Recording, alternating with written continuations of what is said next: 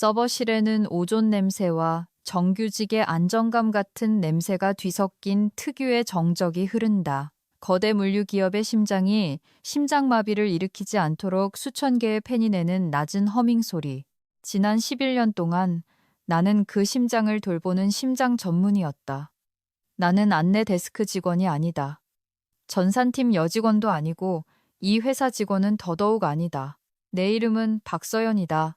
나는 이 왕국의 열쇠, 즉 낡은 레거시 시스템과 통신하는 독점 코드를 소유한 외부 전문 벤더이며 2014년 아카이브 폴더명이 왜 2014, 아카이브 건드리면 다 죽음인지 아는 유일한 사람이다. 하지만 그때 최민준이 나타났다. 최민준 부사장은 사무실로 걸어 들어온 게 아니었다. 그는 진동하며 들어왔다. 사모펀드에서 내려보낸 낙하산 마약이라도 한 챗 GPT가 쓴 것 같은 이력서를 가진 운영 총괄 부사장이었다. 그는 치아가 비정상적으로 하얗고 양복은 너무 파랬으며 그의 악수는 사포에 싼 축축한 생선을 쥐는 느낌이었다.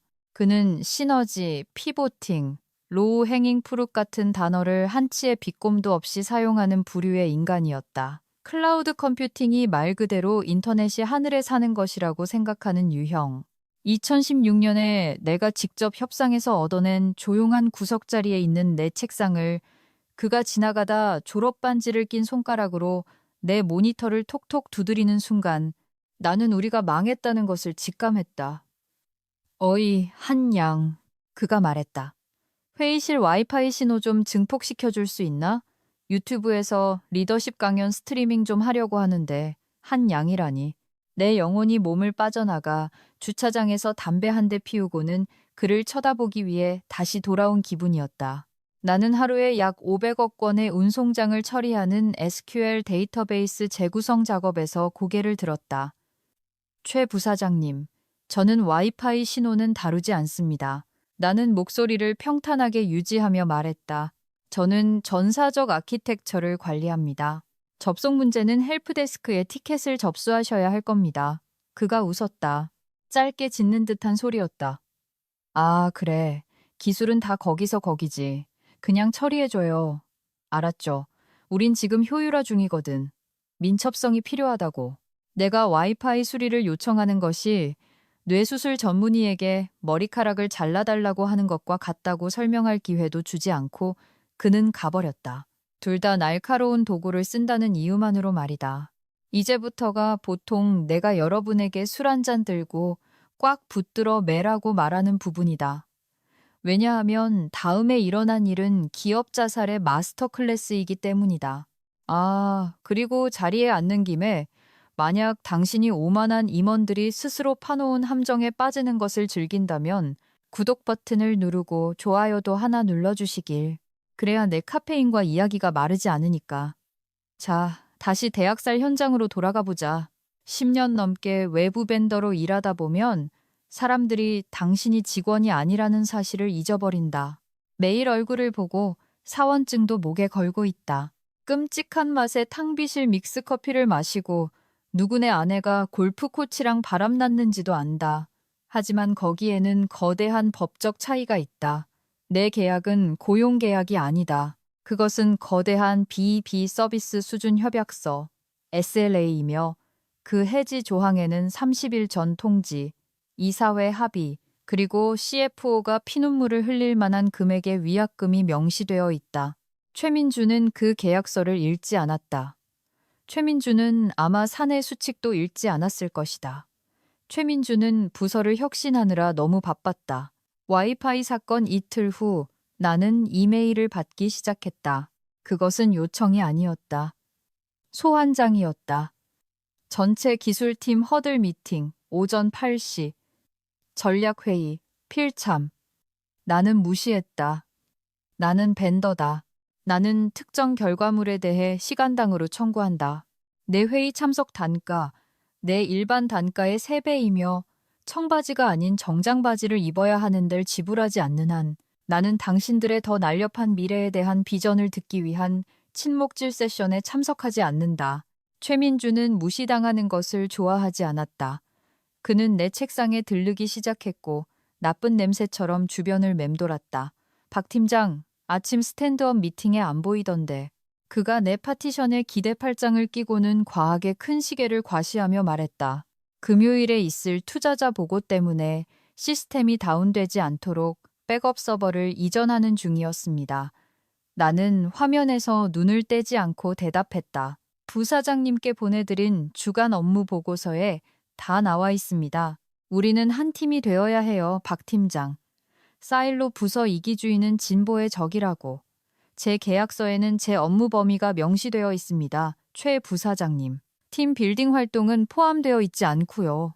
그의 눈이 가늘어졌다. 그런 태도는 재고해봐야 할 것 같은데. 모든 사람은 대체될 수 있어요, 박 팀장. 기술은 상품일 뿐이니까요.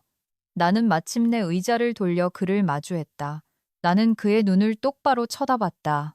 제 코드는 상품이 아니에요, 최 부사장님. 이 건물의 구조적 완전성과도 같죠. 지붕 위에 서 있으면서 기초를 교체하지는 않잖아요. 그는 내가 상사고 넌 아랫사람이야 라는 식의 거만한 미소를 지었다. 두고 보죠. 그가 말했다. 새로운 툴들을 좀 들여올 겁니다. 최신 기술로. 대대적으로 물갈이를 할 거니까. 나는 그가 자신의 코너 오피스로 걸어가는 것을 지켜봤다. 아마 거기서 하루 3시간은 비전가라는 타이틀로 자신의 사람인 프로필을 업데이트하는 데 쓸 것이다. 그는 자신이 무엇을 보고 있는지 전혀 몰랐다. 그는 카디건에 편한 신발을 신은 중년 여자를 보고는 내가 그저 퇴물, 멸종을 기다리는 공룡 같은 존재라고 단정했다. 그는 내가 운석이라는 사실을 몰랐다. 사무실의 공기가 변하기 시작했다. 누가 어디에 묻혔고 그 공동묘지를 누가 만들었는지 아는 나이든 임원들이 불안한 기색을 보이기 시작했다. 3번의 전쟁과 1번의 이혼을 겪은 듯한 얼굴의 CIO, 김 부장님이 그날 오후 늦게 내 책상으로 왔다. 그가 인증 정보를 요구하고 있어 김 부장님이 머그잔을 구명줄처럼 꽉 쥔 채 속삭였다. 모든 것에 대한 관리자 접근 권한을 원해. 루트 디렉토리, 아카이브까지. 그래서 주셨어요? 내가 물었다. 정식 절차를 밟아야 한다고 말했지. 근데 끈질겨.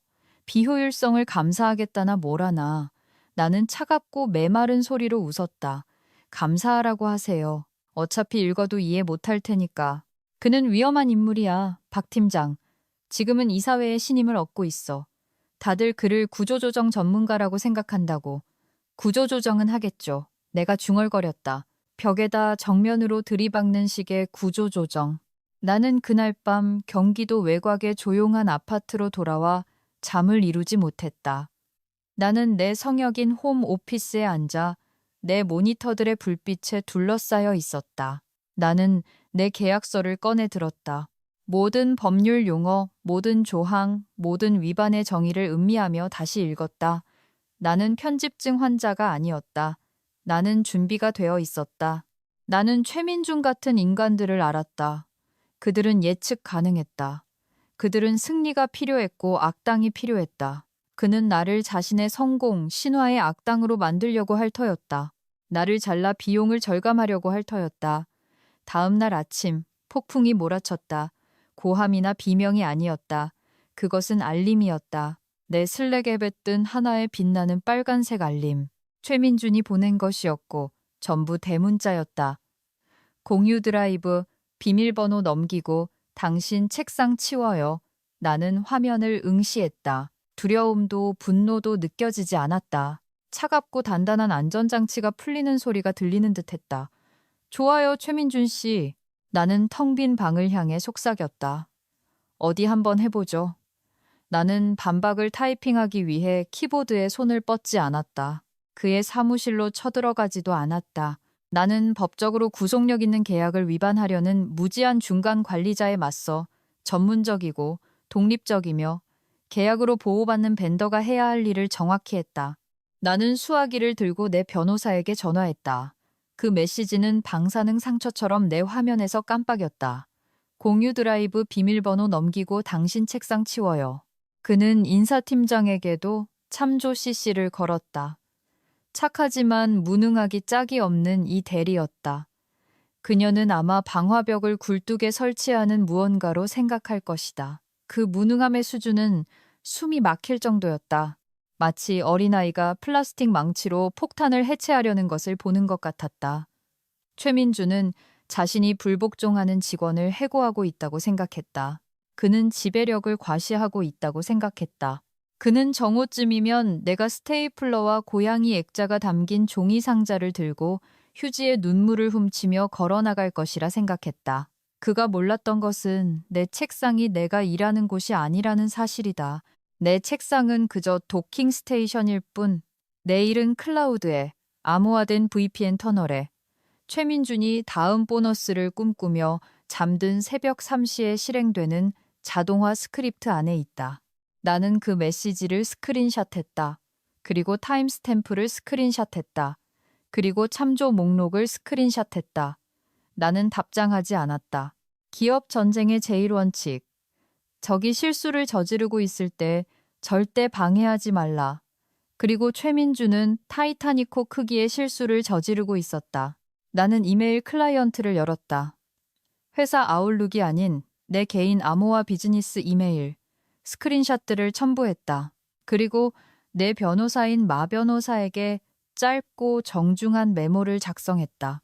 마 변호사는 7월에도 3피스 정장을 입고 계약 위반 소송을 상어가 피 흘리는 구명보트를 보는 것과 같은 열정으로 대하는 남자다. 제목, 서비스 계약의 중대한 위반, 한울 물류. 본문, 첨부 파일 참조. 운영총괄 부사장이 방금 슬랙을 통해 즉시 해고를 시도했습니다. 30일 전 통지도 이사회 결의도 없었습니다.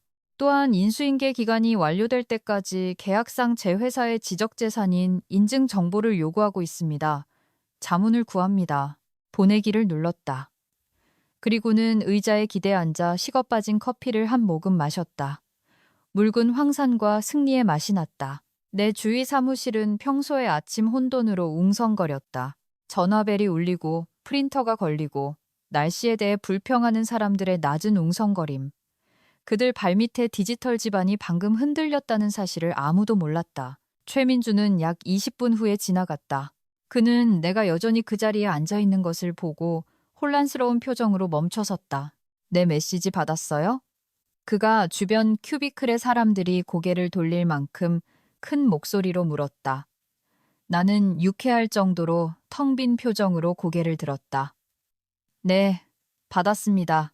그리고 검토를 위해 제 법무자문에게 전달했습니다. 나는 차분하게 말했다. 저는 직원이 아니라 벤더이므로 저희 서비스 계약 변경은 적법한 법적 절차를 거쳐야 합니다. 그의 얼굴이 파란 양복과 어울리지 않는 붉은색으로 변했다. 내가 운영총괄 부사장이야. 내가 바로 절차라고. 그 비밀번호들 내놔요, 박 팀장. 당장. 그 비밀번호들은 투자자 관계 데이터베이스의 암호화된 아카이브를 통제합니다. 내가 말했다. 제 보험 규정상 승인되지 않은 인원에게 루트 접근 권한을 넘겨주는 것은 금지되어 있습니다. 그리고 현재 최 부사장님은 승인되지 않은 인원입니다. 그는 말을 더듬었다. 실제로 말을 더듬었다. 내가 당신 상사야. 부사장님은 제 고객사의 대표이시죠. 내가 정정했다. 차이가 있습니다. 두고 보면 알겠지. 그가 으르렁거리며 인사팀 쪽으로 발걸음을 옮겼다. 나는 그가 가는 것을 지켜봤다. 그리고 조용히 활성화된 창들을 최소화했다. 시스템을 종료하지는 않았다. 그건 사보타주이고 나는 프로니까. 하지만 몇몇 비핵심 유지보수 스크립트는 일시 중지시켰다. 구체적으로는 매시간 주문 처리 대시보드의 캐시를 지우는 스크립트와 3층 전체의 프린터 토너 부족 경고를 억제하는 스크립트. 좀스러울지도. 효과적일까? 물론이다. 1시간 안에 불평이 터져나오기 시작했다. 어이, 다들 시스템 느리지 않아요? 물류팀 구역에서 누군가 소리쳤다. 내 대시보드가 멈췄어. 왜 프린터가 나한테 소리를 지르는 거야? 또 다른 목소리가 끼어들었다. 나는 문서 파일을 타이핑하며 생산성의 화신처럼 보였다. 나는 문제를 해결하지 않았다. 심지어 인지하는 척도 하지 않았다. 내 계약 조건상 나는 시스템 가동 시간을 유지할 의무가 있다. 하지만 데스크톱 지원과 사소한 결함 해결은 티켓 접수가 필요했고 사람들은 패닉에 빠져 티켓을 접수할 겨를이 없었다. 최민주는 약 45분 후에 인사팀에서 뛰쳐나왔다. 그는 격분한 표정이었다. 인사팀의 이 대리는 책상 밑으로 기어들어가고 싶은 얼굴이었다.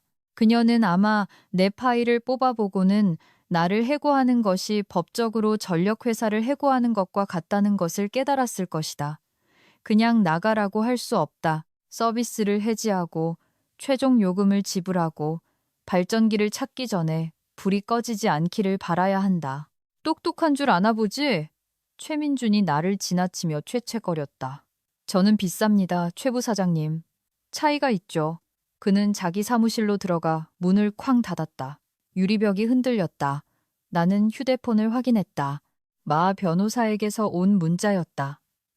서한 작성 중. 아무것도 넘겨주지 말 것. 보안 요원이 호송하지 않는 한 구내를 떠나지 말 것. 만약 그들이 당신 장비에 손대면 경찰에 신고할 것. 이거 재미있어지겠군. 나는 미소 지었다. 재미라. 대시보드 지연은 점점 심해지고 있었다. 내 보조 모니터에서 서버 부하가 치솟는 것이 보였다. 캐시가 가득 차면서 쿼리를 느리게 만들고 있었다. 시스템을 다운시키지는 않을 것이다. 아직은. 하지만 이건 마치 주차 브레이크를 걸고 페라리를 모는 것과 같았다. 모든 것이 느리고 끈적거리고 답답했다. 나는 키보드를 2번 치는 것만으로 해결할 수 있었다. 엔터. 실행. 대신 나는 새 탭을 열고 내 홈오피스용 인체공학 의자를 검색하기 시작했다. 해고될 거라면 편하게라도 있어야지. 내 책상 전화벨이 울렸다. CIO인 김 부장님이었다. 박 팀장. 그의 목소리는 숨가빴다. 최 부사장이 방금 나한테 전화했어. 불복종이라며 소리를 지르고 난리야. 오늘 안으로 자네를 내보내겠다고 하더군. 그가 조랑말을 원한다고 해서 얻게 되는 건 아니죠, 부장님.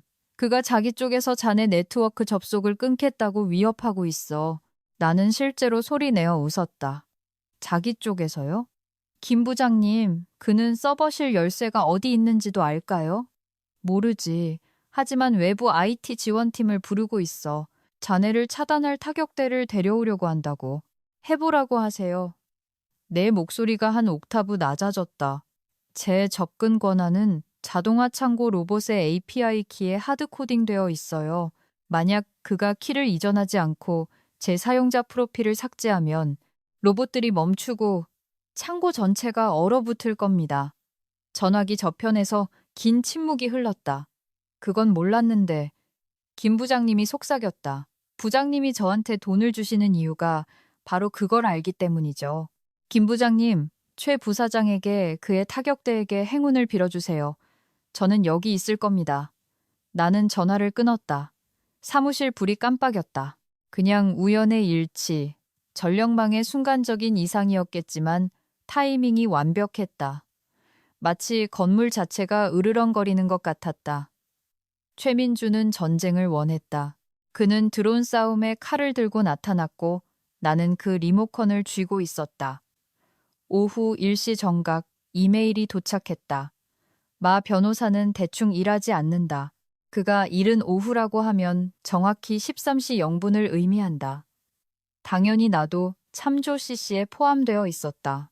최민준도 CIO인 김 부장님도 그리고 결정적으로 내가 11년 동안 2번밖에 이야기해 본 적 없는 2번 다 재계약서에 서명할 때였다. 회사의 법무총괄인 핸더슨 이사도 포함되어 있었다. 제목은 간단했다. 계약 위반 및 벤더 서비스의 무단 해지 중지 요청. 나는 그저 서식의 아름다움을 감상하기 위해 열어보았다. 그것은 예술 작품이었다. 필요한 곳에는 굵은 글씨가 대한민국 민법 조항 인용이 내가 외우고 있지만 최민주는 분명히 캔디 크러쉬 앱의 이용 약관처럼 취급했을 내 계약서의 특정 조항들이 언급되어 있었다. 최민준 부사장님께로 시작했다. 귀하의 무단 즉시 해지 및 지적 재산권 양도 요구를 접수하였습니다. 이어서 정중하지만 파괴적인 법률 용어로 다음을 설명했다. 1. 나는 임의 해고가 가능한 직원이 아니다. 마스터 서비스 계약을 해지하려면 이사회 의결과 함께 귀책 사유가 있을 경우 30일, 편의상 해지할 경우 90일에 서면 통지가 필요하다. 검증된 전환 계획 없이 독점 아키텍처의 관리자 암호를 요구하는 것은 보안 위험이며 회사의 투자자 규정 준수 프로토콜을 위반할 소지가 있다. 4. 만약 최민준이 내 책상, 노트북 또는 신체에 손을 댈 경우 우리는 불법 행위 간섭으로 그를 개인적으로 고소할 것이다. 그것은 벨벳에 싼 법률적 쇠망치였다. 나는 의자에 기대 앉아 유리 사무실을 지켜봤다. 최민준의 알림이 울리는 것을 봤다. 그가 서성이다 멈추는 것을 봤다. 그가 모니터 쪽으로 몸을 기울이는 것을 봤다. 나는 그가 창백해질 것이라 예상했다. 그가 법무팀에 전화할 것이라 예상했다. 대신 그는 웃었다. 나는 그의 머리가 뒤로 젖혀지는 것을 봤다. 그는 무언가를 빠르게 타이핑하고 과시하듯 엔터를 치고는 의자를 템 돌렸다. 잠시 후 답장이 내 메일함에 도착했다. 발신, 최민준, 수신, 마 변호사, 박서연, 참조, 핸더슨 김부장, 제목, 리, 계약 위반 통지건, 이거 귀엽네요. 성질 부리는 거에 변호사 서한이라니. 박 팀장은 계약직이고 성과를 못 내는 계약직은 잘리는 겁니다. 내가 운영총괄 부사장이고 내가 결정합니다. 오후 5시까지 자리를 비우지 않으면 보안팀이 내보낼 겁니다. 월요일부터 새 팀이 옵니다. 법적 위협은 신경 쓰는 사람한테나 하세요. 나는 화면을 쳐다봤다. 실제로 입이 떡 벌어졌다. 이건 단순한 오만이 아니었다. 현실과의 근본적인 단절이었다. 그는 방금 법무총괄과 구속력 있는 계약을 내가 그렇게 말했으니까 라는 이유로 무시하겠다고 서면으로 밝혔다. 내 휴대폰이 울렸다. 마 변호사였다. 그가 정말로 공식적인 위반 통지에 이거 귀엽네요 라고 답장했습니까? 자기가 영화 속에 있는 줄 아나 봐요, 변호사님. 월스트리트의 늑대인 줄 안다고요? 내가 타이핑해서 보냈다. 그는 실업계의 늑대가 될 겁니다. 마 변호사가 답했다. 핸더슨 이사에게 직접 전화하겠습니다. 가만히 계세요. CIO인 김 부장님이 사무실에서 나왔다. 아침보다 10년은 늙어 보였다. 그는 비서를 지나쳐 곧장 최민준의 사무실로 갔다. 그들이 무슨 말을 하는지는 들리지 않았지만 몸짓은 볼 수 있었다. 김 부장님은 애원하고 있었고 손짓을 하며 천장을 가리켰다. 아마도 비유적인 의미의 이사회일 것이다. 최민준은 무시하며 손을 내젓고 자신의 가슴을 가리켰다. 김 부장님은 2분 후에 고개를 저으며 나왔다. 그는 내 책상으로 걸어왔다. 듣지를 않아. 김 부장님이 낮은 목소리로 말했다. 자네가 허세를 부린다고 생각해. 계약서는 그냥 가이드라인이라고 생각한다고. 그는 규정 준수 서버를 망가뜨릴 겁니다, 부장님. 내가 조용히 말했다. 월말 감사 스크립트가 오늘 밤 자동으로 실행돼요. 만약 그가 나를 차단하거나 그의 새 팀이 내가 가진 암호화키 없이 서버를 패치하려고 하면 데이터가 손상될 겁니다. 그에게 말했어. 김 부장님이 관자놀이를 문지르며 말했다. 감사를 위해 자네가 필요하다고 말했어. 그는 내 조카한테 한번 보라고 하지. 파이썬 좀 하거든. 이라고 하더군. 조카요? 내가 되물었다. 부장님, 농담이라고 말해주세요. 제발 농담이라고 말해주세요. 코딩 천재래요. 19살이랍니다. 나는 내 화면들을 봤다. 푸른 빛이 내 안경에 반사되었다. 내가 11년 동안 디지털 벽돌을 하나하나 쌓아 올린 아키텍처, 보안, 이중화, 최적화의 층들이 보였다. 그리고 최민주는 내 말투가 마음에 들지 않는다는 이유로 그것을 10대에게 넘기려 하고 있었다. 알겠습니다. 내가 말했다. 김 부장님, 저는 계약이 유효하게 해지되거나 물리적으로 제거될 때까지 제 자리를 지킬 법적 의무가 있습니다.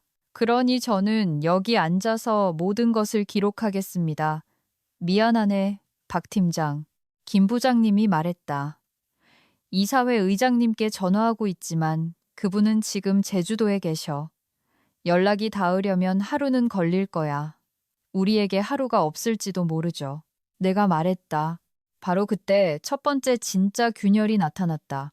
재무팀의 한 주니어 분석가가 내 큐비클 벽 위로 고개를 내밀었다. 저 박 팀장님, 공유 드라이브에서 인증 토큰을 요구하는데요. 분기별 예측 자료를 저장할 수가 없어요. 나는 최민준의 사무실을 봤다. 그는 전화 통화를 하며 웃고 있었고 발을 책상 위에 올려놓고 있었다. 도와줄 수 없어요, 김 대리.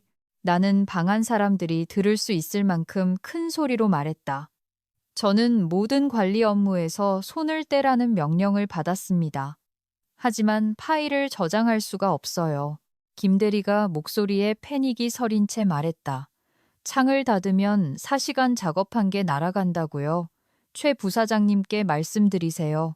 나는 유리 사무실을 펜으로 가리키며 말했다. 그분이 새로운 IT 책임자이신 것 같으니까요. 김 대리 하인 최민준을 보고 나를 보고 다시 자기 화면을 봤다. 나는 새 텍스트 문서를 열었다.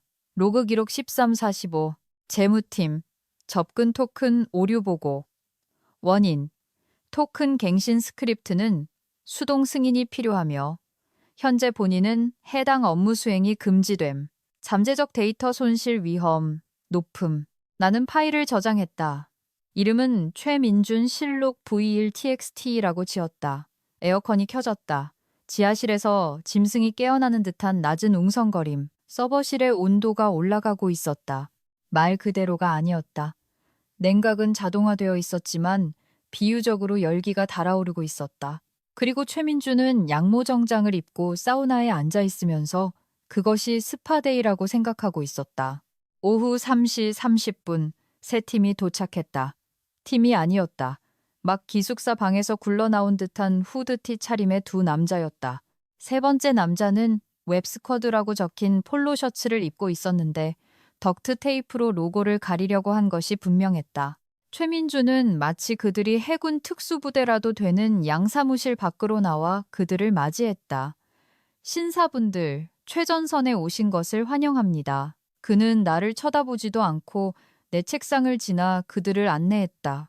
여기가 서버 접근 지점입니다. 그가 메인 터미널, 내 터미널 접근 지점을 가리키며 말했다. 사용자 데이터베이스를 내가 구매한 이 새로운 클라우드 플랫폼으로 이전해야 합니다. 이름은 네뷸라 스트림이죠. 지금 우리가 쓰는 맞춤형 장비보다 훨씬 저렴합니다. 나는 얼어붙었다. 네뷸라 스트림. 그건 인디게임 개발자들을 위한 프리미엄 스토리지 서비스이지 의료용품과 유해물질 추적을 다루는 물류회사를 위한 기업용 솔루션이 아니었다. 최 부사장님. 나는 소리치지 않았다. 고속도로에 착륙하려는 조종사에게 말하는 항공교통관제사의 차분한 권위로 말했다. 규정을 준수하지 않는 서버로 데이터베이스를 이전할 수 없습니다. 개인정보보호법과 물류 관련 규정을 위반하는 행위입니다. 저 소음은 무시해요, 친구들. 최민준이 나를 향해 손을 내저으며 말했다. 그냥 자기가 밀려나니까 화가 난 것뿐이니까 그냥 연결하고 마법사를 실행해요. 마법사를 실행하라고. 나는 후드티를 입은 남자 중 한 명, 후드티 A라고 부르자 그가 콘솔에 USB 드라이브를 꽂는 것을 공포에 질려 지켜봤다. 와, 이 시스템 엄청 구식이네요. 후드티 A가 말했다. 커스텀 리눅스 커널에서 돌아가는데요. 그래, 그거 없애버려. 최민준이 말했다. 우리는 윈도우를 원해. 사용자 친화적으로 만들라고. 나는 휴대폰을 집었다. 김 부장님에게 문자를 보냈다. 그들이 운영 서버를 재설치하고 있습니다. 막으세요. 그리고 나는 빠르게 타이핑하기 시작했다. 그들을 해킹하는 것이 아니었다. 반격하는 것도 아니었다. 나는 로그를 다운로드하고 있었다. 명령이 입력된 정확한 순간을 포착하고 있었다. 내가 이 짓을 하지 않았다는 증거가 필요했다. 시스템이 필연적으로 제 속을 개워낼 때 그것이 최민준이 뇌엽 절제술을 명령했기 때문이라는 증거. 좋아. 이전 초기화 중 후드티 B가 말했다. 아카이브랑 충돌이 있다고 나오는데요. 건드리면 다 죽음 디렉토리요. 덮었어. 최민준이 말했다. 깨끗하게 새로 시작해야지. 최 부사장님, 나는 일어섰다. 그 디렉토리에는 암호화된 백업의 해시키가 들어 있습니다. 그걸 덮었으면 모든 기록을 잃게 됩니다. 관리 이력을 잃는다고요. 보안팀, 이 사람 좀 내보내줘요. 최민준이 엘리베이터 쪽을 보며 소리쳤다. 5년 동안 크리스마스 쿠키를 나눠 먹은 나이 든 경비원 박 기사님이 천천히 걸어왔다. 그가 나를 봤다. 최 부사장님, 박 팀장님을 내보내라고요? 박 기사님이 혼란스러워하며 물었다. 중요 업무를 방해하고 있잖아. 최민준이 선언했다. 박 기사님이 나를 봤다. 박 팀장님, 괜찮아요, 기사님. 내가 다시 자리에 앉으며 말했다. 전 그냥 기록만 하고 있을게요. 한마디도 더 안 할 겁니다. 덮어쓰기 확인됨. 후드티 A가 말했다. 화면이 깜빡였다. 미묘하게 시작되었다. 물류팀 구역 벽에 걸린 대형 모니터들, 전국의 모든 트럭의 실시간 위치를 보여주는 그 모니터들이 깜빡였다. 녹색 점들이 노란색으로 변했다. 그리고는 멈췄다. 어이, GPS가 렉 걸렸어. 배차 담당자가 소리쳤다. 그리고 대시보드가 회색으로 변했다. 중앙에 죽음의 로딩 아이콘이 나타났다.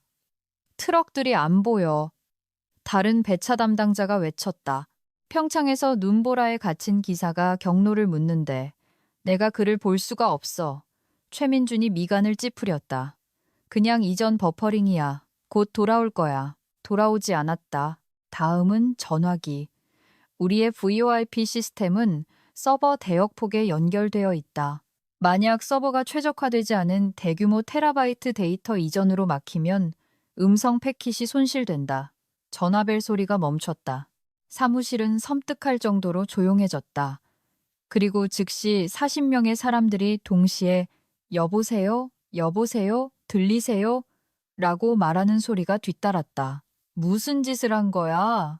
김 부장님이 사무실에서 뛰쳐나오며 소리쳤다. 그의 넥타이는 삐뚤어져 있었다. 업그레이드 중입니다. 최민준이 혼란 속에서 외쳤다. 오믈렛을 만들려면 달걀 몇 개는 깨야죠. 달걀을 깬 게 아니야. 전화선을 끊어버렸다고. 김 부장님이 소리 질렀다. 나는 거기 앉아 있었다. 내 개인 콘솔을 지켜봤다. 에러 로그가 너무 빨리 스크롤되어 붉은 텍스트의 잔상처럼 보였다. 에러, 데이터베이스 잠김. 에러, API 시간 초과. 에러, 무결성 검사 실패. 그리고 대미를 장식한 사건, 청구 시스템. 자동화된 청구서 발송 스크립트가 오후 4시에 실행되려 했다. 그것은 후드티 A가 현재 덮어쓰고 있는 데이터베이스에서 데이터를 가져오려고 했다. 데이터를 찾을 수 없었다. 그래서 데이터 누락 시 프로토콜에 따라 뉴율 값으로 기본 설정되었다. 클라우드 어딘가에서 수백 개의 영원짜리 청구서가 생성되어 우리의 가장 큰 고객들에게 이메일로 발송되고 있었다. 나는 발신 메일 큐가 급증하는 것을 봤다. 500개 이메일 발송, 1년계 이메일 발송. 최 부사장님, 나는 침묵을 깨고 말했다.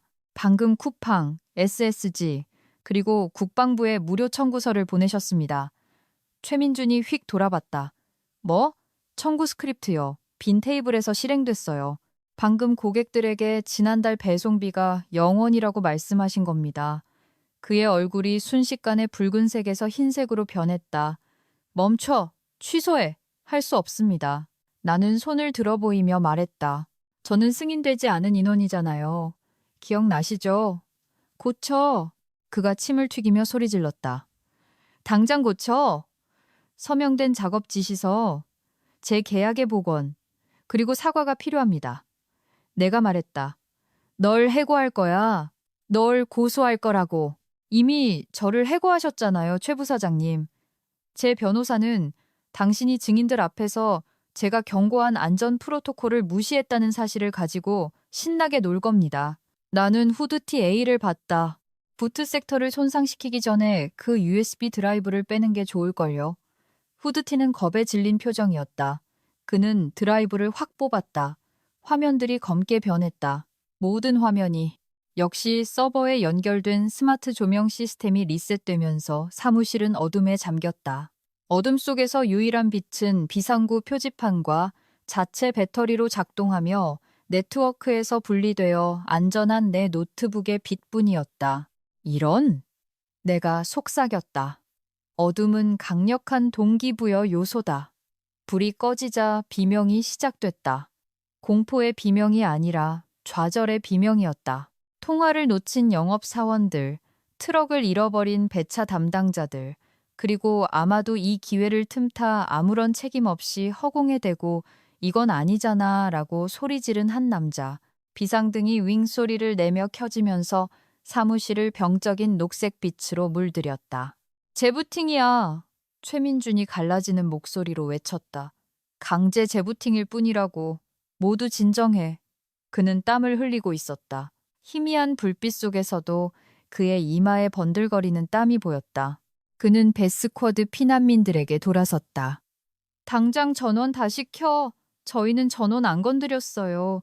후드티 비가 낑낑거렸다. 서버가 다운되면서 조명 컨트롤러가 타임아웃된 것 같아요. 그럼 그걸 무시하고 켜. 비밀번호를 몰라요.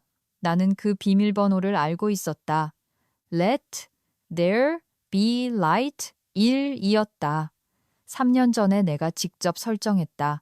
나는 내 노트북 불빛 아래서 카드놀이를 하고 있었다. 박서연 씨, 최민준이 으르렁거리며 내 책상 위로 몸을 숙였다. 조명 코드 줘. 그것이 벤더 서비스에 대한 공식적인 요청입니까? 나는 빨간 킹에게 옮기고 있던 검은 퀸에게서 눈을 떼지 않고 물었다. 그냥 그 빌어먹을 코드나 내놔. 계약서 없이는 안 됩니다, 최 부사장님. 책임 문제죠. 제가 코드를 줬는데 건물이 불타면 제 책임이에요. 부사장님이 하시면 부사장님 책임이고요. 그는 으르렁거리며 휴대폰을 꺼냈다.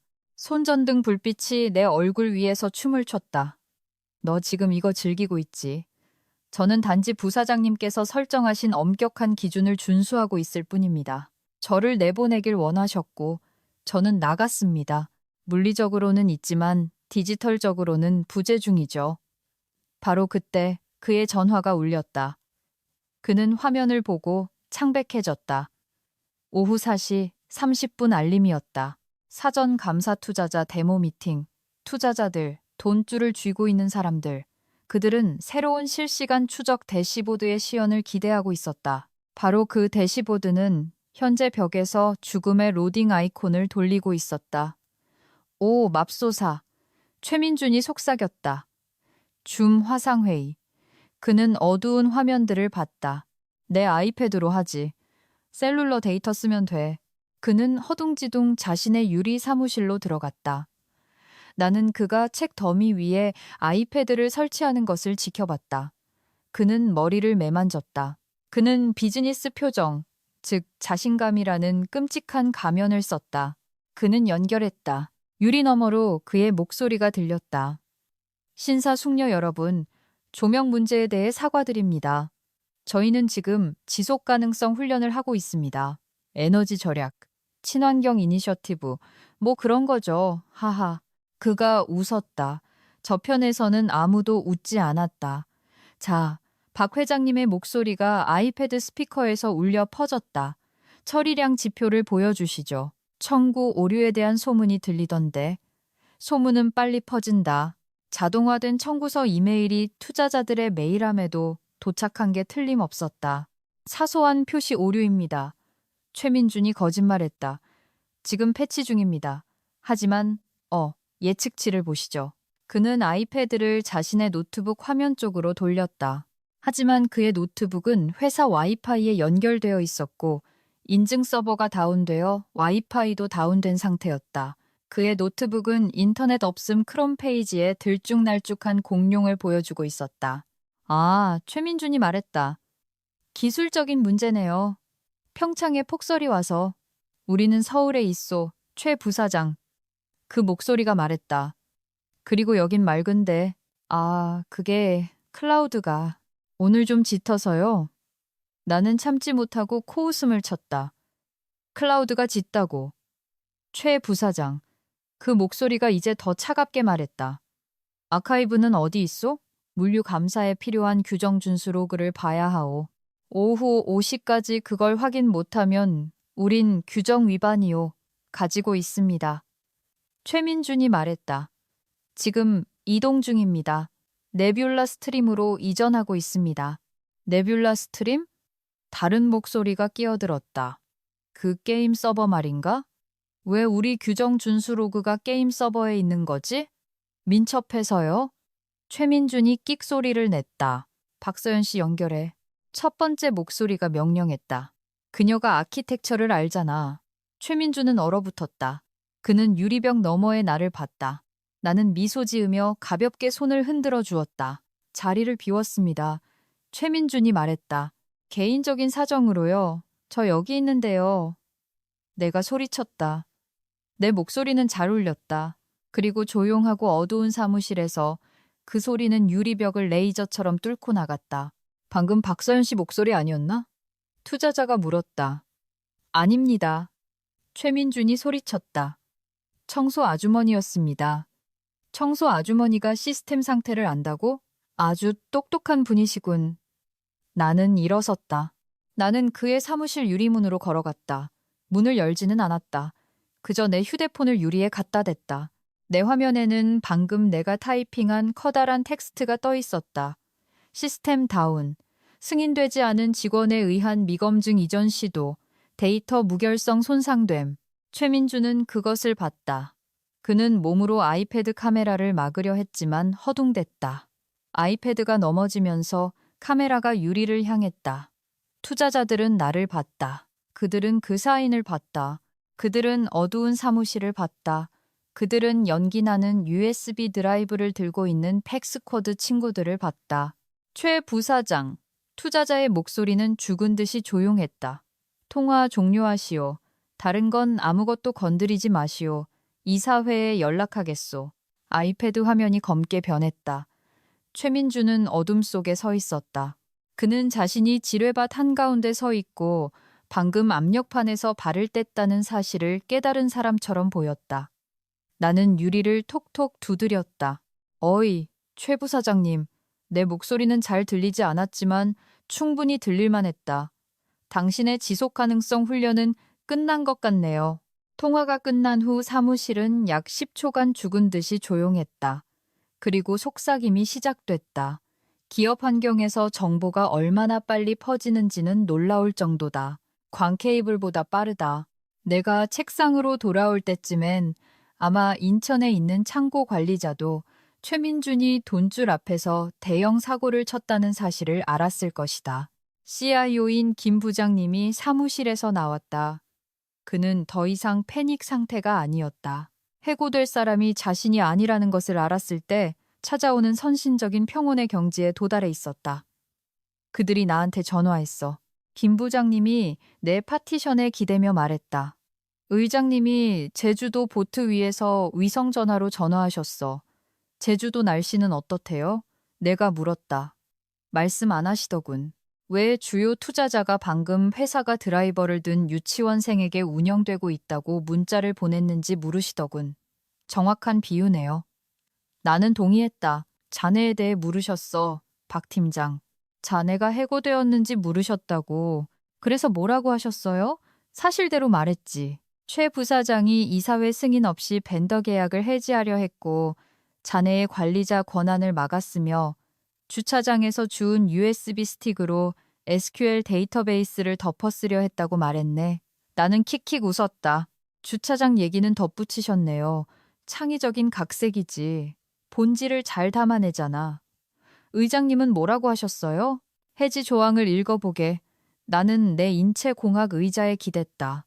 만일을 대비해 여전히 새 의자를 쇼핑 중이었다. 14조 비항, 30일 전 통지, 서면 사유, 이사회 합의. 정확해. 김 부장님이 말했다. 그분은 만약 우리가 오늘 자네를 정당한 사유 없이 즉시 해고하면 남은 연도에 대한 전체 계약 금액에 위약금까지 물어줘야 한다는 걸 깨달으신 거지. 게다가 우리 과실로 시스템이 다운되면 자네의 평판 손해에 대해서도 우리가 책임져야 해. 제 변호사님은 정말 사랑스럽다니까요. 나는 중얼거렸다. 마 변호사님은 마치 곰덫을 설계하듯 계약서를 쓰시거든요. 최 부사장은 저 안에서 헤드헌터들한테 전화하고 있어. 김 부장님이 유리 사무실 쪽으로 고개를 기울이며 속삭였다. 사람인에서 그를 볼 수 있다고. 배가 가라앉기 전에 뛰어내릴 수 있다고 생각하는 거겠죠. 내가 말했다. 하지만 선체에 구멍을 낸 건 바로 그 사람인데 갑자기 불이 다시 깜빡이며 켜졌다. 어이, 우리가 해냈어. 미스쿼드 친구 중 한 명이 소리쳤다. 너희는 아무것도 안 했어. 나는 허공에 대고 말했다. 자동화된 안전장치가 마침내 작동한 거야. 60분간 비활성 상태가 지속된 후 조명 컨트롤러를 기본 설정으로 재부팅한 거지. 우리가 고쳤어. 최민준이 사무실에서 뛰쳐나오며 외쳤다. 봐, 모든 게 괜찮잖아. 그냥 사소한 오류였어. 그는 메인 대시보드로 달려갔다. 여전히 회색이었다. 로딩 아이콘은 사라지고 데이터 소스를 찾을 수 없음이라는 간단한 텍스트 오류로 대체되어 있었다. 왜 지도가 안 돌아와? 최민준이 후드티를 향해 돌아서며 요구했다. 데이터베이스가 비어 있습니다, 부사장님. 후드티가 중얼거렸다. 이전을 중단했을 때 인덱스를 날려버린 것 같아요. 인덱스? 최민준이 물었다. 인덱스가 뭔데? 나는 참을 수 없었다. 인덱스는 지도예요, 최 부사장님. 책은 있는데 도서관의 카드 목록을 불태워버린 거죠.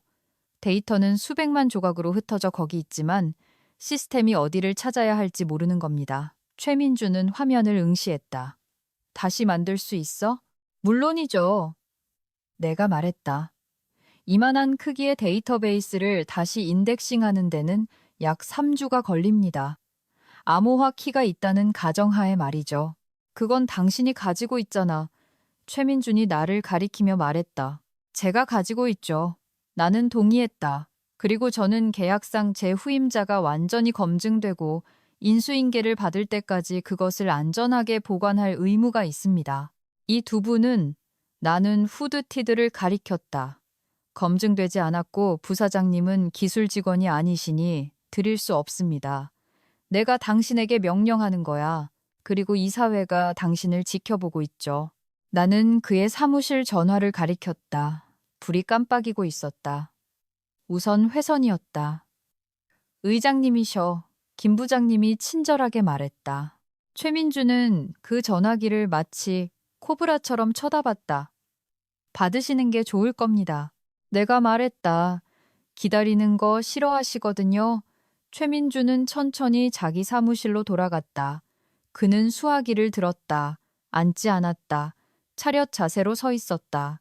우리는 의장님의 목소리를 들을 수 없었지만 최민준의 목소리는 들을 수 있었다. 네, 회장님. 아닙니다, 회장님. 그건 전략적인. 아닙니다, 회장님. 제가 계약서를 몰랐습니다. 네, 그녀는 아직 여기 있습니다. 아니요, 그녀의 컴퓨터는 건드리지 않았습니다. 네, 회장님. 알겠습니다. 그는 수화기를 내려놓았다.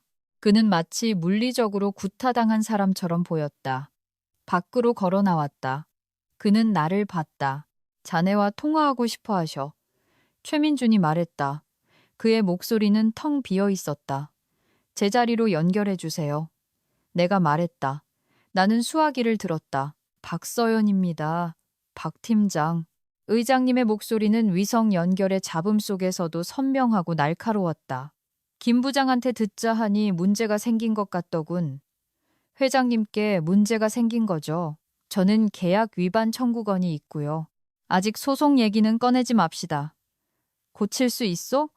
제 보안 드라이브에 있는 로컬 백업에서 인덱스를 복원할 수 있습니다. 약 4시간 정도 걸릴 겁니다. 하시오. 할 수 없습니다, 회장님. 저는 해고되었습니다. 만약 제가 지금 시스템에 손을 대면 계약 없이 일하는 셈이고 저는 법적 책임 문제가 생깁니다. 잠시 길고 값비싼 침묵이 흘렀다. 뭘 원하시오, 박 팀장? 해고 통지를 서면으로 철회해 주십시오. 최민준 부사장님의 사과를 원합니다. 그리고 제 단가를 현재의 복잡해진 업무 환경을 반영하여 재협상하고 싶습니다. 좋소. 의장님은 즉시 말했다. 배를 고치시오. 선장은 나중에 처리하겠소. 이메일 확인서를 기다리겠습니다, 회장님. 나는 전화를 끊었다. 최민주는 나를 뚫어지게 쳐다보고 있었다. 회사를 인질로 잡았군. 아니요, 최 부사장님. 나는 터미널을 열며 말했다. 저는 단지 당신이 만든 인질극에 대한 몸값을 요구했을 뿐입니다. 인덱스를 복원하는 데는 4시간이 아닌 3시간이 걸렸다. 나는 내일에 능숙하다. 저녁 8시쯤 대시보드는 다시 살아났다. 트럭들이 지도에 다시 나타났다. 청구 시스템은 영원짜리 청구서 발송을 멈췄지만 이미 발송된 것들에 대해서는 정정 공지를 해야 했고 그건 PR 악몽이 될 터였다. 사무실에는 나, 김 부장님, 경비원 박 기사님, 그리고 최민준 외에는 아무도 남아있지 않았다. 최민준은 지난 3시간 동안 문서를 파쇄했다. 그의 사무실에서 파쇄기 소리가 윙윙거렸다. 마치 댐을 갉아먹는 미친 비버 같았다. 서버렉의 녹색 불빛이 마침내 안정되었을 때 나는 가방을 쌌다. 가는 건가? 최민준이 그의 사무실 문가에 서 있었다. 그는 넥타이를 풀고 있었다. 헝클어진 모습이었다. 일은 끝났습니다. 내가 말했다. 시스템은 안정되었고요. 의장님의 요청 건으로 내일 오전 9시에 다시 오겠습니다. 내가 이겼다고 생각하나? 그건 질문이 아니었다. 회사가 살아남았다고 생각합니다. 내가 대답했다. 보통 그게 목표죠. 넌 나를 깎아내렸어. 내가 실패하도록 판을 짰다고. 최 부사장님, 나는 한숨을 쉬었다. 제가 지뢰밭 지도를 드렸습니다. 당신은 그걸로 엉덩이를 닦았고요. 그건 판을 짠 게 아닙니다. 자연 선택이죠. 그는 대답하지 않았다. 그저 내가 걸어 나가는 것을 지켜봤다. 다음 날 아침 분위기는 살벌했다. 최민준이 오전 9시 30분에 중앙 아트리움에서 긴급 전 직원 회의를 소집했다. 이거야. 김 부장님이 우리가 커피를 들고 모일 때 내게 속삭였다. 어떻게든 말을 지어내려 할 거야. 최민준은 2층 발코니에 서서 아래 모인 100여 명의 직원들을 내려다봤다. 그는 어느 정도 평정을 되찾은 듯 했다. 새 양복을 입고 있었다. 팀원 여러분. 그는 목소리를 높였다. 어제 우리는 중대한 시스템 장애를 겪었습니다. 저는 여러분에게 투명하게 말씀드리고 싶습니다. 나는 눈썹을 치켜떴다. 투명하게? 우리는 낡은 레거시 시스템에 대한 필수적인 업그레이드를 시도했습니다. 최민준이 말을 이었다. 불행히도 새로운 비전을 지원할 수 없거나 지원할 의지가 없는 일부 기존 벤더들의 저항에 부딪혔습니다. 그는 나를 똑바로 쳐다봤다. 군중이 나를 돌아봤다. 시스템 장애는 현대 비즈니스의 속도를 감당할 수 없는 낡은 아키텍처의 결과였습니다. 최민준이 거짓말했다. 운영을 유지하기 위해 변경 사항을 되돌려야 했습니다. 하지만 분명히 말씀드리지만 이것은 우리가 비싸고 방해만 되는 계약직들로부터의 전환을 가속화해야 한다는 것을 증명할 뿐입니다. 군중 속에서 웅성거림이 일었다. 그는 나를 비난하고 있었다. 그가 저지른 난장판을 수습하기 위해 늦게까지 남았던 사람을 비난하고 있었다. 분노가 끓어올랐다. 뜨겁게 소리치는 분노가 아니라 차가운 액체질소 같은 분노. 나는 입을 열어 반박하려 했다. 로그를 인용하고 그를 해체해버리려고 했다. 하지만 그럴 필요가 없었다. 방 뒤편에서 우렁찬 목소리가 터져 나왔다. 재무팀의 베테랑 윤 이사님이었다. 윤 이사님은 60세이고 매일 진주 목걸이를 하며 내가 만나본 어떤 조폭보다 무서운 분이다. 실례합니다만 최 부사장님. 최민준이 말을 멈췄다. 네, 윤 이사님. 부사장님께서 도착하시기 전까지 작년에 2조 원의 물류를 단 한 번의 다운타임 없이 성공적으로 처리했던 그 낡은 아키텍처를 말씀하시는 겁니까? 방안이 조용해졌다. 우리는 앞으로 나아가고 있습니다, 윤 이사님. 최민준이 무시하듯 말했다. 과거에 얽매일 순 없죠. 그리고 그 방해만 되는 계약직에 관해서 말인데요. 윤 이사님이 앞으로 나서며 말을 이었다. 그 계약직이 부사장님께서 승인하신 청구 오류를 발견한 바로 그 사람 맞습니까? 제 팀에 따르면 만약 박 팀장님이 그 스크립트를 멈추지 않았다면 우리는 법적으로 4만 건의 배송에 대한 대금 청구 권리를 포기하게 될 뻔했습니다. 대략 120억 원짜리 실수입니다. 군중의 경악 어린 숨소리가 들렸다. 120억. 우리는 그걸 제때 잡았습니다. 최민준이 더듬거렸다. 박 팀장님이 잡았죠. 윤 이사님의 목소리는 모처럼 날카로웠다. 부사장님께서 보안팀을 불러 그녀를 내쫓으려고 하시는 동안의 말입니다. 이건 이 논의를 할 자리가 아닙니다. 최민준이 얼굴이 붉어지며 소리쳤다. 그럼 어디가 그 자리인데요? 또 다른 목소리. 창고팀의 김대리였다. 저는 GPS가 꺼져서 이 시간 동안 눈더미에 갇혔던 기사랑 통화 중이었거든요. 그 사람 얼어 죽을 뻔했다고요.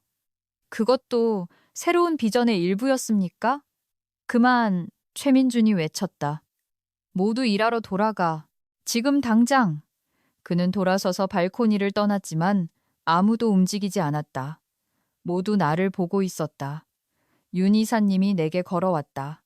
그녀는 미소 짓지 않았다. 윤 이사님은 미소 짓지 않는다. 하지만 그녀는 고개를 끄덕였다. 박 팀장이 공유 드라이브에 올린 로그 봤어요. 최민준 실록. 멋진 이름이더군요. 투명성이 중요하다고 생각했습니다. 내가 말했다. 중요하죠. 윤 이사님이 동의했다. 오늘 아침에 이사회 감사위원회에 전달했어요. 나는 미소 지었다. 덫은 그냥 닫힌 게 아니었다. 용접되어 닫혔다. 오전 11시 엘리베이터 문이 열리고 저승사자들이 도착했다. 핀스트라이프 정장을 입고 100만 달러처럼 보이는 마 변호사가 서류 상자를 든 2명의 사무보조원과 함께였다. 그리고 그들과 함께 3년 만에 보는 얼굴, 줌 화상회의의 주요 투자자인 박 회장님이 걸어오고 있었다. 그들은 안내 데스크에 멈추지 않았다. 그들은 속삭이는 직원들 사이를 지나 곧장 회의실로 향했다. 김 부장님이 내 책상으로 달려왔다. 그들이 왔어. 자네를 방으로 부르더군. 나, 자네, 그리고 최 부사장. 공개재판이야 박 팀장. 어서. 나는 노트북을 챙겼다. 보온병을 챙겼다. 회의실로 들어갔다. 최민주는 이미 거기 있었다. 그는 긴 마호가니 테이블의 맨 끝에 앉아 있었다. 그는 작아 보였다. 발코니에서의 허세는 사라져 있었다. 박 회장님이 테이블 상석에 앉았다. 마 변호사는 그의 오른쪽에 앉았다. 앉으시오. 박 회장님이 말했다. 나는 앉았다. 최민준도 앉았다. 최 부사장. 박 회장님이 감정 없는 목소리로 시작했다. 우리는 재무이사로부터 보고서를 받았소. CIO로부터 기술 감사 보고서도 받았고, 그리고 오늘 아침 박 팀장 측 변호인으로부터 중대한 계약 위반에 대한 공식 통지를 받았소. 그는 두꺼운 서류를 테이블 위로 미끄러뜨렸다. 그것은 최민준 앞에 쿵 소리를 내며 떨어졌다. 당신은 정당한 사유 없이 핵심 인프라 벤더를 해고하려 했습니다. 마 변호사가 부드럽고 위험한 목소리로 말했다. 그렇게 함으로써 당신은 독점 조항을 발동시켰습니다. 또한 보안 프로토콜을 우회하려 했는데 이는 제 의뢰인이 서명한 비밀 유지 협약 위반입니다. 당신은 그녀를 책임 위험에 노출시켰습니다. 나는 부서를 관리하고 있었을 뿐입니다. 최민준이 주장했지만 그의 목소리는 약했다. 나는 내 팀을 선택할 권리가 있습니다. 당신은 직원을 관리할 권리가 있소. 박 회장님이 정정했다. 회사의 자산을 파손할 권리는 없소. 그리고 분명히 합시다. 이 아키텍처는 자산이요. 박 회장님은 폴더를 열었다. 우리는 로그를 검토했소. 데이터베이스를 덮어쓰라는 명령어는 당신의 로그인으로 실행되었더군, 최 부사장. 경고를 받은 후에 그건 컨설턴트들이 백 스쿼드 친구들이 당신이 그들을 승인했죠. 내가 조용히 말했다. 보안팀에게 나를 내보내서 그들이 마법사를 실행할 수 있게 하라고 말하는 당신의 녹취록을 가지고 있습니다. 최민주는 순수한 증오로 나를 노려봤다. 이거 사적인 감정이지. 당신은 그냥 내가 뭔가를 바꾸려 했다는 게 싫은 거잖아. 사적인 감정이 아닙니다. 최 부사장님. 내가 말했다. 이진법의 문제죠. 0과 1. 당신은 일이 있어야 할 자리에 0을 강요하려 했습니다. 시스템이 당신을 거부한 겁니다.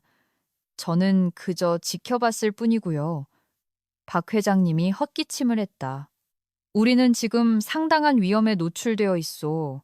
만약 고객들이 데이터 유출 사실을 알게 되면, 그리고 알게 될 거요.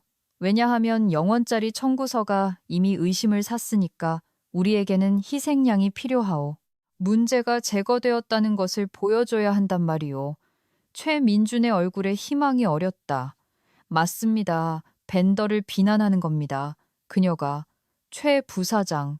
박 회장님이 그의 말을 잘랐다. 당신은 듣고 있지 않군. 문제는 벤더가 아니오.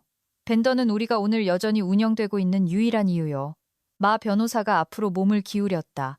제 의뢰인은 부당해고 명예훼손, 계약 위반으로 소송을 제기할 준비가 되어 있습니다. 손해배상액은 아마 50억 원을 초과할 겁니다. 최민준의 눈이 커졌다. 하지만 마 변호사가 말을 이었다. 그녀는 합의할 의향이 있습니다. 합의? 최민준이 물었다. 그녀는 새로운 계약하에 업무에 복귀할 의향이 있어. 박 회장님이 말했다. 그는 또 다른 서류를 내 쪽으로 밀었다. 리테이너 계약금 200% 인상. 박 회장님이 조건을 나열했다. 운영총괄 부사장을 거치지 않고 이사회에 직접 보고하는 라인. 핵심 인프라에 대한 모든 기술적 변경에 대한 완전한 거부권. 그리고 3년 연장 보장. 나는 계약서를 봤다. 아름다웠다. 내가 늘 원했던 모든 것이었다. 그리고 최 부사장님은요? 내가 물었다. 박 회장님이 최민준을 봤다. 최 부사장, 당신은 중과실에 대한 조사가 있을 때까지 직무 정지 상태에 놓이게 될 것이오. 직무 정지요? 최민준이 일어섰다. 그럴 순 없습니다. 저도 계약이 있다고요. 당신의 계약서에는 마 변호사가 상어 같은 미소를 지으며 말했다. 도덕성 조항과 역량 조항이 있습니다. 제 생각에 당신은 둘 다 위반한 것 같군요. 나가시오. 박 회장님이 말했다. 이건 최민준이 소리쳤다. 그녀는 그냥 컴퓨터 청소부일 뿐이라고. 그리고 당신은 박 회장님이 말했다. 책임 덩어리요, 보안팀. 박 기사님이 문을 열었다. 그는 기다리고 있었다. 그는 행복해 보였다. 최 부사장님. 박 기사님이 말했다. 사원증을 반납해 주십시오. 최민주는 나를 봤다. 그는 이사회를 봤다. 그는 손에 든 사원증을 봤다. 그는 그것을 테이블 위에 던졌다. 후회하게 될 거야. 그가 내게 뱉었다. 넌 과거에 갇혀 있어. 그럴지도 모르죠. 나는 새 계약서에 멋지게 서명하며 말했다. 하지만 제 과거는 당신의 미래보다 돈을 더 잘 벌어주네요. 박 기사님이 그를 호송해 나갔다. 엘리베이터까지 그가 소리치는 소리를 들을 수 있었다. 방안이 조용해졌다. 고맙소, 박 팀장. 박 회장님이 말했다. 계속 불을 밝혀주시오. 언제나처럼요. 내가 말했다. 사무실은 이제 다르다. 더 조용하다. 최민주는 3일 후에 공식적으로 해고되었다. 공식적인 메모에는 그가 다른 기회를 찾아 떠났다고 적혀 있었다. 우리 모두는 그가 추구하는 유일한 기회가 실업급여라는 것을 알았다. 그가 고용한 새 팀, 백스쿼드 듀오는 그들의 서비스에 대한 청구서를 보냈다. 나는 그것을 액자에 넣어 서버실에 걸어두었다. 그것은 소화기 바로 옆에 걸려 있는데 꽤 적절하게 느껴진다. 내 새 계약은 다음 월요일부터 효력이 발생했다. 돈은 터무니없이 많다. 정말로 나는 지금 컨설턴트로서 CFO의 연봉보다 더 많이 벌고 있다. 그리고 가장 좋은 점은 나는 이 건물에서 누구에게도 보고하지 않는다는 것이다.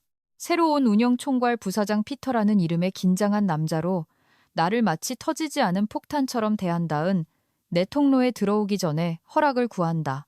박 팀장님, 그는 10피트 떨어진 곳에서 맴돌며 말할 것이다. 지금 시간 괜찮으신가요? 언제나 좋은 시간이죠, 피터 부사장님. 나는 말할 것이다. 온도 조절기만 건드리지 않는다면요. 하지만 이건 단지 돈이나 권력의 문제가 아니다. 이건 명예회복에 관한 것이다. 나는 어제 최민준의 옛 사무실을 지나갔다. 웰니스 룸인가 뭔가로 개조되고 있었다. 유리는 그대로 있지만 오만함은 사라졌다. 나는 세상 어딘가에서 사람인 프로필을 업데이트하며 자신이 낡은 물류회사에는 너무 비전이 컸다고 이야기를 꾸며낼 그를 생각했다. 그는 다른 곳에 자리를 잡을 것이다. 최민준 같은 인간들은 언제나 그렇다. 그는 안정적인 인프라와 그가 괴롭힐 수 있다고 생각하는 벤더가 있는 다른 회사를 찾을 것이다. 그는 다시 시도할 것이다. 그리고 어딘가에서 또 다른 박서연이 그를 기다리고 있을 것이다. 오늘 밤 내가 마지막으로 남았다. 밤 9시다. 청소부 아주머니들이 카펫에 진공 청소기를 돌리고 있다.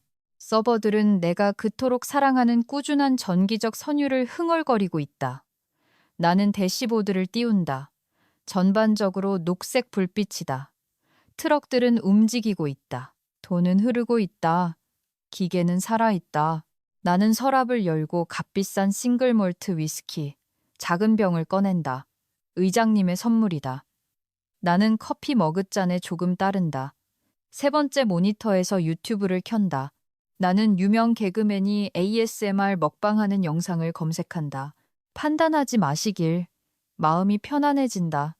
순수하게 혼란스러우면서도 위안이 되는 무언가가 있다. 나는 한 모금 마신다. 타는 듯 하다가 가슴 속에서 따뜻하게 가라앉는다.